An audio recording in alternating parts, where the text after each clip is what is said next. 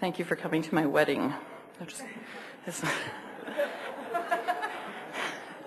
we getting mass married? It's a mass marriage. Good afternoon, everyone, and what a privilege to follow Mayor Nenshi. My name is Miia Suokonautio. I'm the Director of Programming at Phoenix Youth Programs in Halifax. It's really my profound privilege and honor to work at Phoenix. Much of what I had prepared to say actually was covered by Mayor Nenshi, so I could just say ditto. But what I wanted to tell you was a story and then tell you why that links to me being here. Phoenix works with homeless and priority youth, usually between the ages of 12 and 24. And about 4 years ago, I was working with a young man, let's call him Frank, and we had included him in the interview process to hire a new staff. So quite a novelty. Let's include the service users in the decision on who gets to work with them. And he struck me as very articulate and quite thoughtful and had a good gut sense about who he wanted to work with him.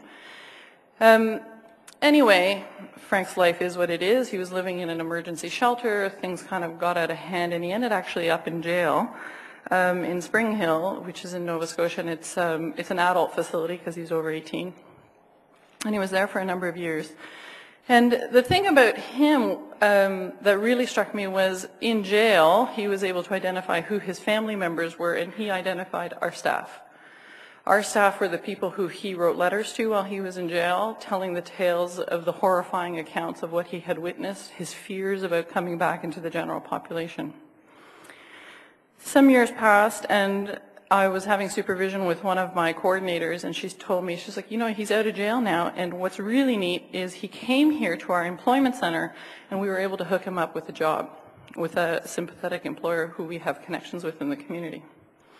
A couple weeks later, I actually ran into him hanging out in front of one of our walk-in programs, and I was like, hey, so good to see you. I haven't seen you in so long. You're looking good. And he said, and I said to you, congratulations, I hear that you got a job. And he said to me, yeah, I've decided. No more drugs, no more alcohol, no more none of that stuff, just good people. I'm not even going to hang out with the wrong people anymore. These are his words. And he said, and that's why I'm coming here, because the people who work here are the people who believe in me and make me feel good about myself. For me, the aha moment that happens every day in my job is imagine him coming back 3 years later and finding all new staff who don't know him. That is the value of retention. Imagine him coming back and finding staff who have a very top grade in economics, who have never worked with people before. That is the value of getting qualified staff. There was a comment made this morning by the GG, or G squared as we call them in our shop, who talked about leadership is recognizing your complete dependence on the people around you.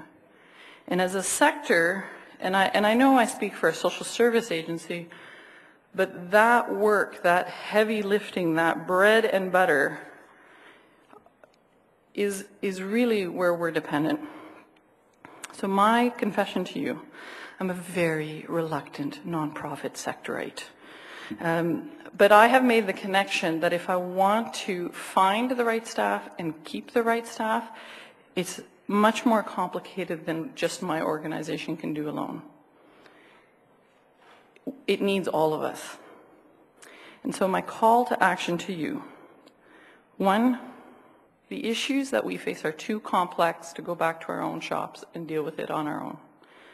And two, we need leaders who can, as our beloved mayor, even for those of us in Halifax, I'm going to start calling him my mayor too. Let's focus on the outcomes. Let's focus on the service users, the community members, whoever they may be, and as well as the issues that we face, and be leaders in achieving those outcomes. Thank you.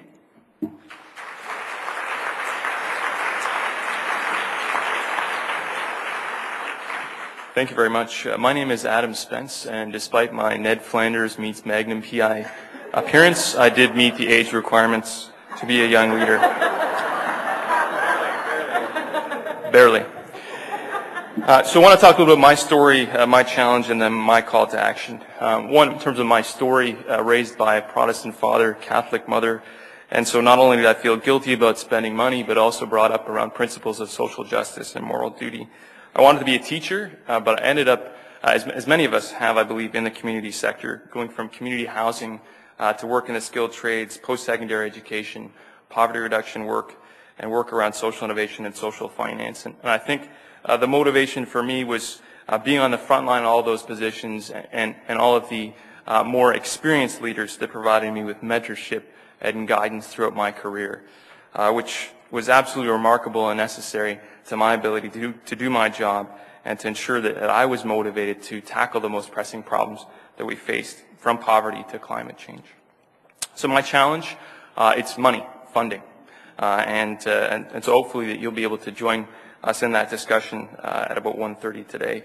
Stagnant charitable donations, constrained funding from sources of government, limits in earned revenues, increased demands and expectations from the public and even from within. And so what's my call to action? Two things. One is you cannot leave on Wednesday without a personal and organizational commitment. So when you actually check out from the Delta, they're going to ask you to sign off on a particular form. That will then be mailed to you and added to something you'll need to keep on your wall.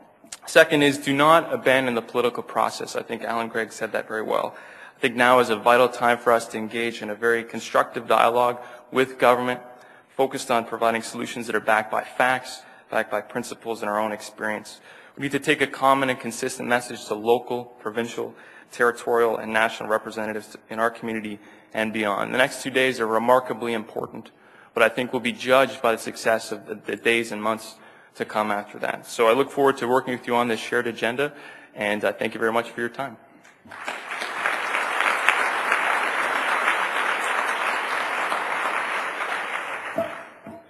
I thought I'd use the iPad instead of. I couldn't find a printer this morning, but. Yeah. Bonjour, je m'appelle Lee Rose et comme tu peux la. My name is Lee Rose. Like most people here, I wear several hats in my professional life. Last month, I started the website Charity Village. I also created MESH. It's a new network for young professionals in the sector in the region of the national capital.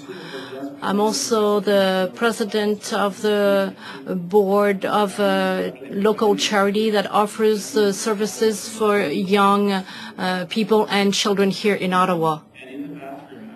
Washroom after Alan Gregg's speech. I went to wash my hands. I looked in the mirror and I saw a little hair coming out of my ear. So again, I can't grow this stash, but I think I'm getting close to the edge there in terms of what a young leader is. And like many people, I came to be involved in the nonprofit sector not by design, but purely by accident. After taking a leave of absence from my job in the corporate sector to return to my camping roots as a camp director, I was seconded by my employer to the United Way of Ottawa as a loan representative. Do you have anyone from United Way movements? Has anyone been a loan representative at United Way? Transformative experience for me professionally and personally. I had tired of working for the man. And I longed for a job that provided more than just a paycheck. And I was standing in line at one of those ubiquitous launch breakfasts, waiting for cold toast and what people call eggs. And I struck up a conversation with the woman in front of me, and we got talking about a couple of things. You know, the line was a little long. And we got to talking about what I did for a living. I told her I worked in communications. And she told me that there was a job, that she had seen a posting on this website called Charity Village that I'd never heard of before. For a communications manager posting at the HR Council for the nonprofit sector. So needless to say, I got the job. So thank you, Lynn, for taking a chance on a young guy with no experience in the sector, but with a lot of enthusiasm. So it's been a tremendous experience. 5 years out now, I find myself in the role of editor at that website that I had previously never heard of. So I've come full circle in that way. I have two challenges for you. One is I have I struggle with the term emerging leader and what that looks like. And when people talk about the future and stuff, and I tweeted this earlier, but I encourage everyone in this room to view everyone in this room. We are all here and now in the present. And we are not passing torches. We are all on the same level playing field here. So just keep that in mind when we're talking about young leaders, emerging leaders, that kind of thing. That's a challenge that I have with that. And as the president of a youth-serving organization, I'm the old guy, at that organization. So for me, it's an interesting juxtaposition in terms of what is an emerging leader. So just to check that. And the second thing is I have a real fear that nothing will come of this summit. I think, that people will go back to their workplaces, put their lanyards away, and, go back to doing what it is you've always done, because that's the easy thing to do. So my challenge is to join me in challenging the status quo, asking tough questions, and making a solid commitment to taking action so that we can propel ourselves, our organizations, and our sector forward. So that's my call to action. Thank you.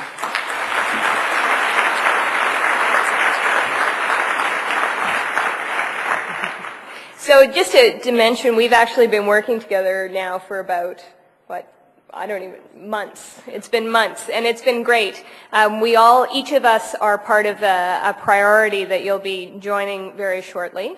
But we've also had the chance to work together as the youth co-leads, which is always great. It's always great to meet other young leaders and for us to have a chance to really learn from each other and share our perspectives. My name's Ilona Dougherty, and I'm the co-founder and executive director of an organization called Apathy is Boring. And what we do is we use art and technology to educate Canadian youth about democracy. I'm also a board member at Volunteer Canada and at the Michael Jean Foundation and a wonderful little venue in Montreal called Studio 303. So I also wear many hats. I was born into the sector. This is a very embarrassing story, but I think it's one that's important to share. My brother and I, instead of playing house or whatever kids play, used to play annual general meeting. So you can tell that my parents dragged us at a very early age. Of course, I chaired the meeting and my brother handed out the agendas. So of course, being born into the NGO sector, I had to rebel, and the way that I chose to rebel was to get involved in environmental issues rather than the social justice issues that my parents had been involved in.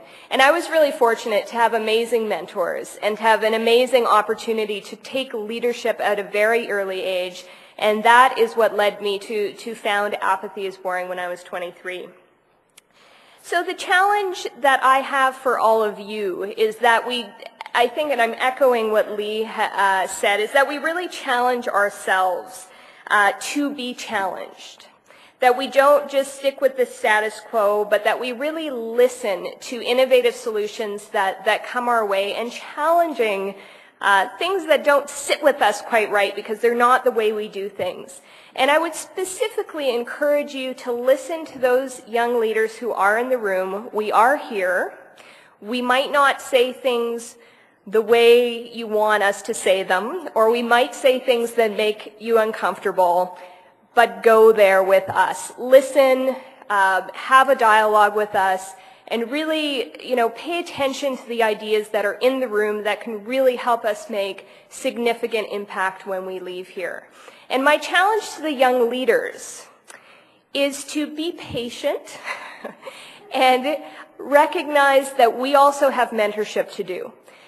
We can't always go as fast as we want, and the change won't always happen as fast as we want, but we need to stay at the table, and we need to make sure that we make our voices heard.